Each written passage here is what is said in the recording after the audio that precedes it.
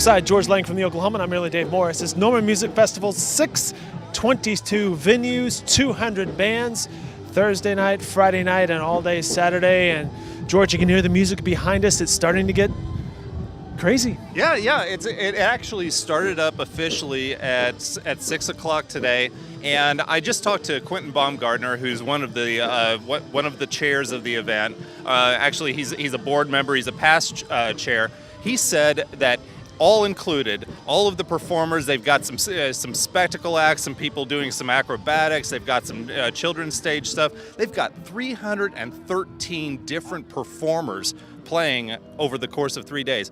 If you consider back in 2008 when this thing first rolled up and it was a one-day festival, they had 22 performers. That's a huge difference. This thing just keeps growing, and they're expecting upwards of 50,000 people here this year. Well, George, you've been covering it, as I have, since then, and Quentin's been involved with it since day one as well.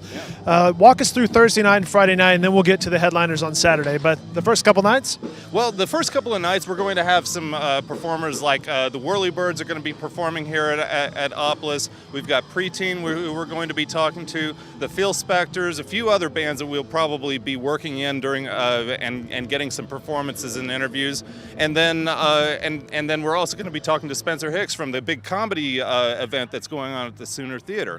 The next day, there's just going to be a whole lot more. I mean, starting at about 3 o'clock in the afternoon, it really gets going. You have some stages like the Guest Room Records stage, where there's going to be a lot of performers, and the Blackwatch stage is going to be really gearing up. And then on Saturday, that's huge. All right, break it down for us. And this is where your expertise really comes in, because there are some serious headliners here. Mm-hmm. Who are they, and what are they bringing to the table? Well, we've got the Joy Formidable on the main stage, and that's really going to be the big draw. This is a trio from Wales, and they have a new album out called Wolf's Law, and I don't know, they write great melodies. They've got a female lead singer. It's really poppy stuff, but it's got a lot of visceral power to it.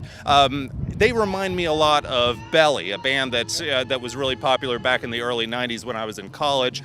They've got that kind of style, that kind of power, and a beautiful voice up front. And then on the Sailor Jerry stage, which is the Americana, sort of roots-oriented, the headliner there is J.D. McPherson. He's from Oklahoma, and he had a huge year last year. He released his debut album, or re-released it, got a more wide distribution for it. He ended up on Letterman. He's had some really high-profile performances and some amazing reviews from critics. So this is kind of a homecoming for him.